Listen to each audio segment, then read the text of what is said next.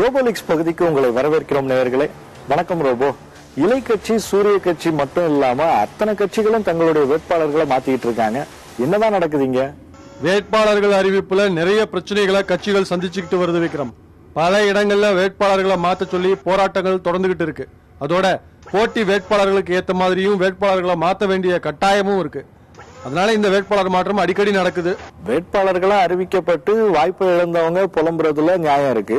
ஆனா வேட்பாளர்களா அறிவிக்கப்படாதவங்களும் நிறைய பேர் புலம்புறாங்களாமே. அவங்களுக்கு என்ன பிரச்சனையா? உனக்கு தெரியாதா? வேட்பாளரா அறிவிக்கப்படுறதுக்கு கூட பணம் கொடுத்ததா நிறைய பேர் சொல்றாங்களே.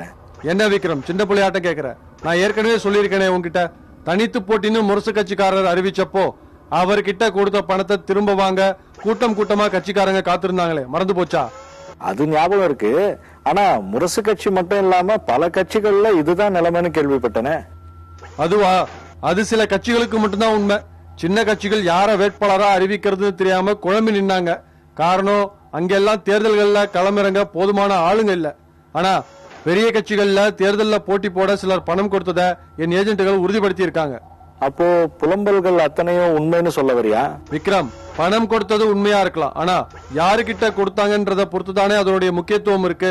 கட்சிக்குள்ள இருக்கிற சிலர் நான் சீட்டு வாங்கி தரேன்னு பணம் வசூலிச்சதாவும், ஆனா இதுவரை எனக்கு சீட்டு கிடைக்கலன்னு பல பேர் சொல்றது உண்மைதான்.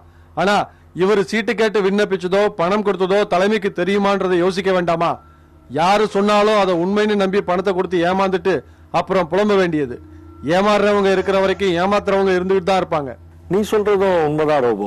சரி, தமிழ்நாடு முழுக்க தேர்தல் பிரச்சாரங்கள் பரபரப்பா நடந்துகிட்டு இருக்கு. அது தொடர்பா எதுவும் தகவல் இல்லையா? வழக்கத்தை விட இந்த முறை தேர்தல் விதிமீறல் புகார்களும் அது தொடர்பான வழக்குகளும் அதிகம் இருக்குன்னு என் ஏஜென்ட்டுகள் தகவல் தராங்க விக்ரம். எதனால அப்படி சொல்ற? காரணம் இருக்கு. ஒவ்வொரு இடத்திலையும் தேர்தல் விழா கமிட்டி எடுக்கிற நடவடிக்கைகள் அந்த அளவுக்கு ஒருதலைபட்சமா இருக்கிறதா புகார்கள் வருது.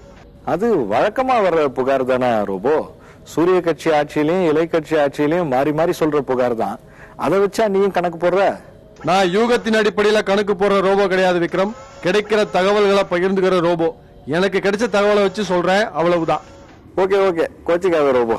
சரி, இன்னைக்கு இது போதும். மிச்சத்தை நாளைக்கு கண்டினியூ பண்ணலாம். நன்றி நேயர்களே.